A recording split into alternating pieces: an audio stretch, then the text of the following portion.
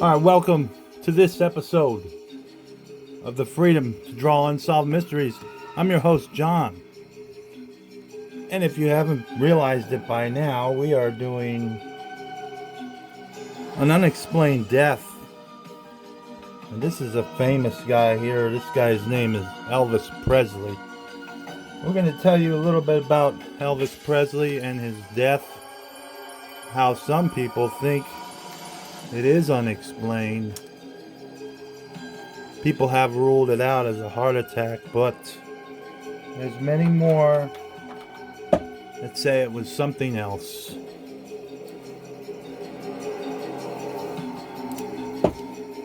Elvis Presley is the greatest cultural force in the 20th century.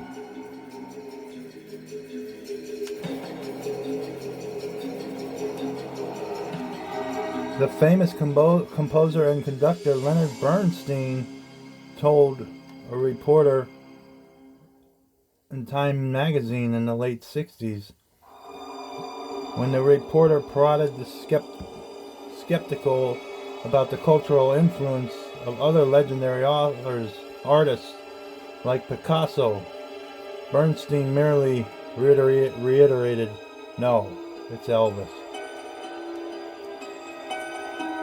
45 years after the iconic performer's death, with Billboard Hot 100 hits, 129 charted albums, and 67 collective weeks at the top of the charts on his record, it's a sentiment that remains hard to argue with.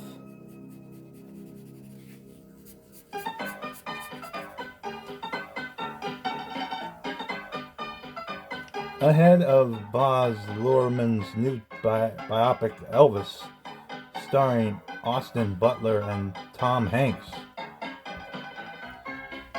which was out this past summer, we're taking a look back at the tragic end of this rock star's life. When did Elvis die?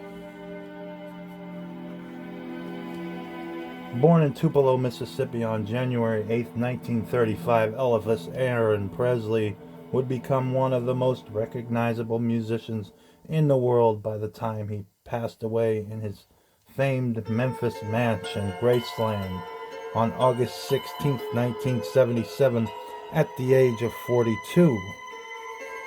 Elvis was also a twin, if you didn't know that. Jesse Garon Presley was his twin, was born right before Elvis and died a couple minutes after Elvis was born. Elvis was Elvis Aaron Presley, and the twin was Jesse Garon Presley. People say that Elvis was connected to his deceased twin even in life.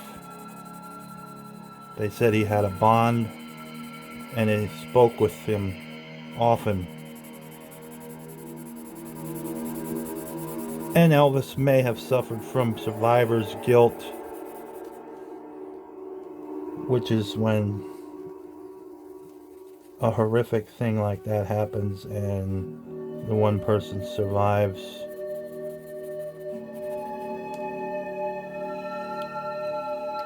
That's regardless.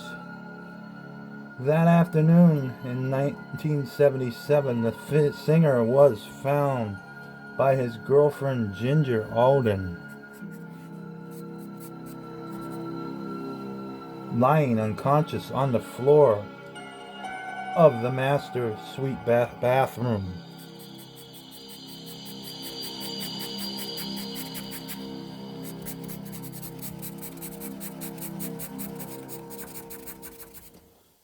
Elvis was quickly taken by ambulance to the Baptist Memorial Hospital, and after attempts to revive him failed, was pronounced dead at 3:30 p.m. Now Elvis's entourage and his handlers and his group, they loved Elvis. He treated them very well.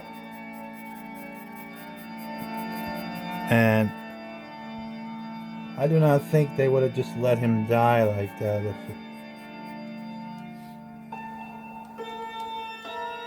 There had to have been numerous parties in that bathroom trying to get this guy back alive. That's just how Elvis rolled. He treated his people that surrounded him and protected him. He treated them very, very good, and he was loved amongst them. What caused his death? This is the mystery, guys.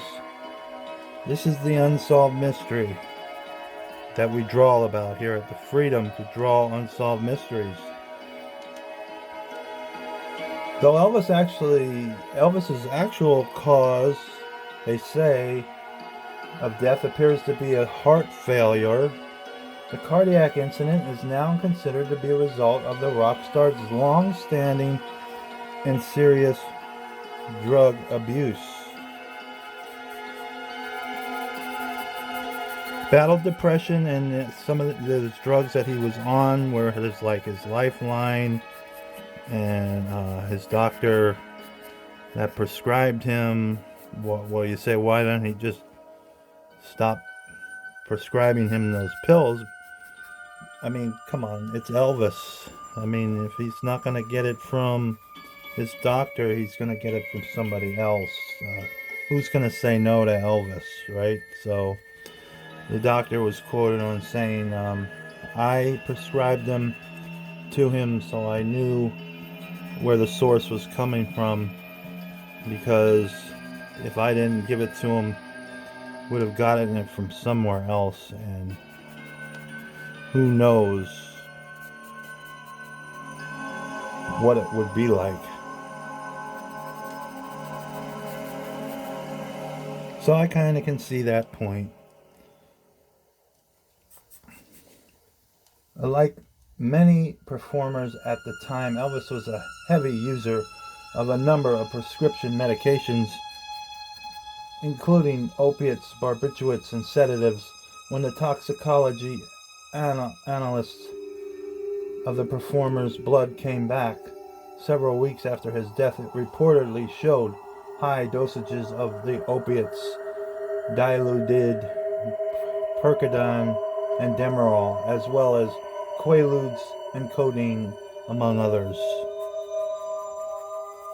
Also, on a side note, Elvis's dad is the only one that knows the autopsy results, and he's not releasing them until it was some kind of lawyer signed courtroom document where he cannot release the results until I think it's 2026 or 2027, something like that, some crazy thing like that. Some crazy kind of lawyer deal went on, which I don't know if it's true, but sounds like it could have been possible. You're dealing with like a mega star here.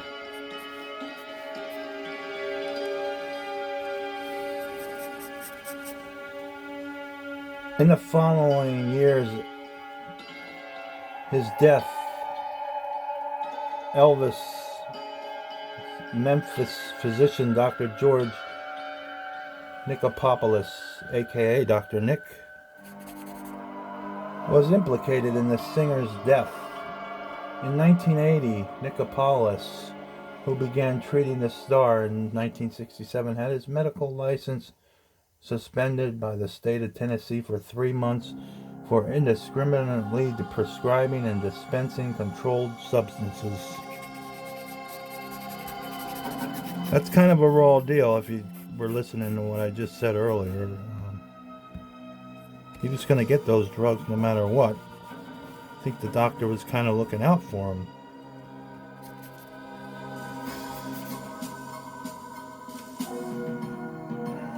According to the charges, in the last 20 months of Elvis's life, the star was prescribed over 12,000 pills and other pharmaceuticals and carried 3 suitcases of them with him when he traveled.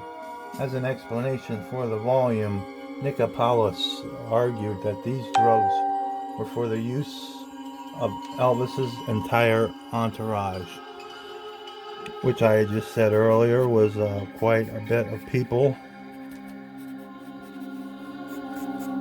were surrounded by Elvis. Elvis surrounded himself with them, I should say.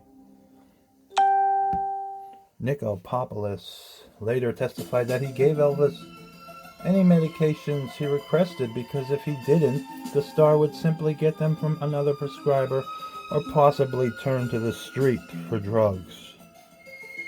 Again, I just said that. In November of 1981, Nikopoulos was charged with 11 felony counts of overprescribing drugs but was acquitted.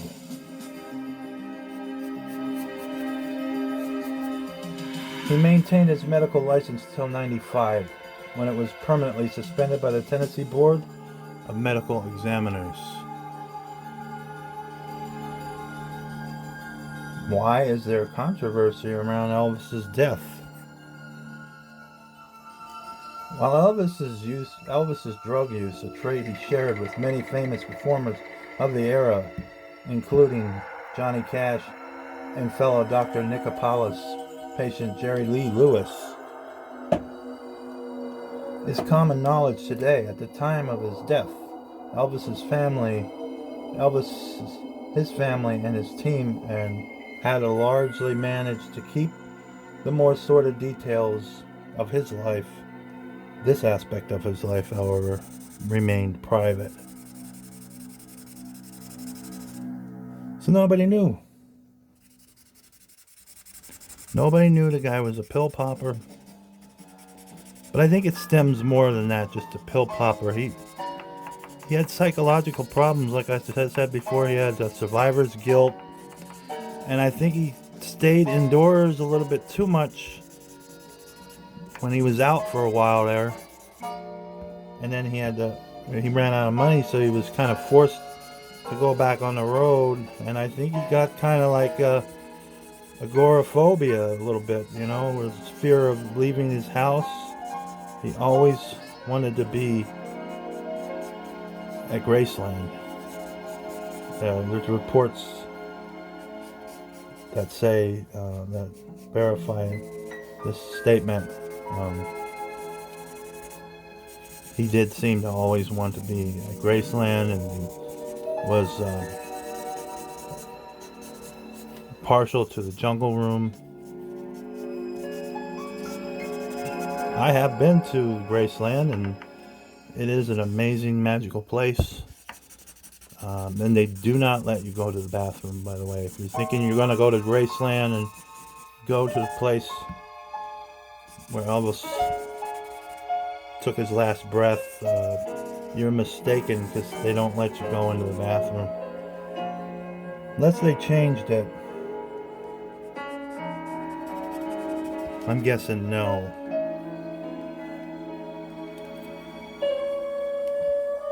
This guy was a legend, though.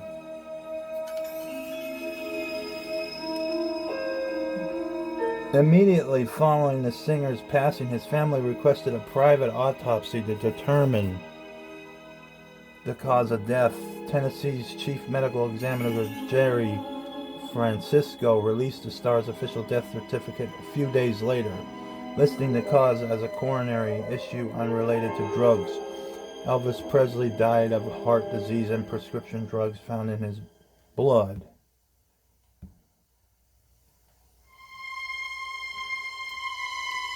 Were not a contributing factor, Francisco told American Medical News at the time. Had these drugs not been there, he still would have died. But they never did release that autopsy, though. It doesn't even say in that article there. Several of the other pathologists involved in the autopsy would go on to criticize Francisco's tactics. He was apparently favoring the family's privacy with his swift announcement and conclusion.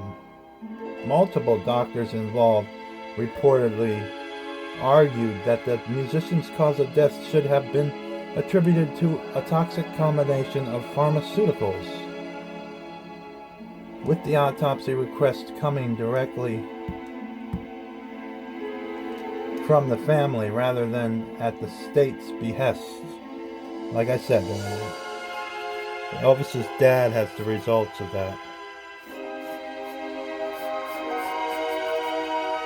The full findings were sealed after the procedure.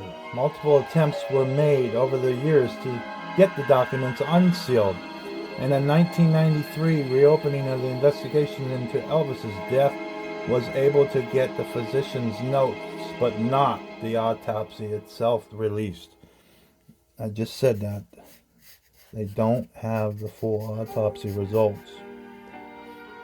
Coincidentally, Ballantine Books published a tell-all book, Elvis, What Happened, by Steve Dunleavy, including stories from 3 of Elvis's former bodyguards. Which I said before, they got treated very well. I'm sure they probably want to clean up Elvis's tarnished name by doing those books. The book debuted with little fanfare and only became well known once journalists and the public began denigrating Dunleavy, a former tabloid reporter, over his allegations about Elvis's drug use and carousing. It wasn't until almost 2 years after Elvis's death that the possibility of drug connection began to be seriously reported.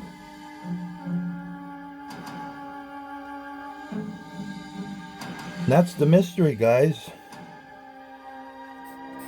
Did he die of a heart attack? Sitting on the toilet eating a peanut butter and banana sandwich? But that's not true. I heard that a lot.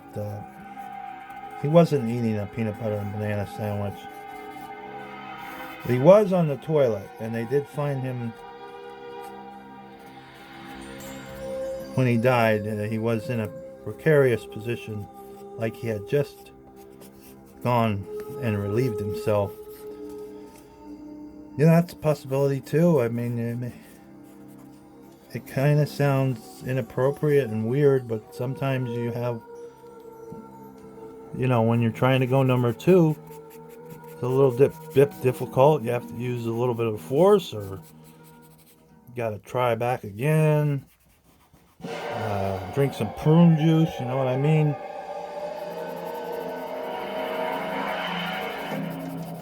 Get a laxative or something like that. He might have not done that and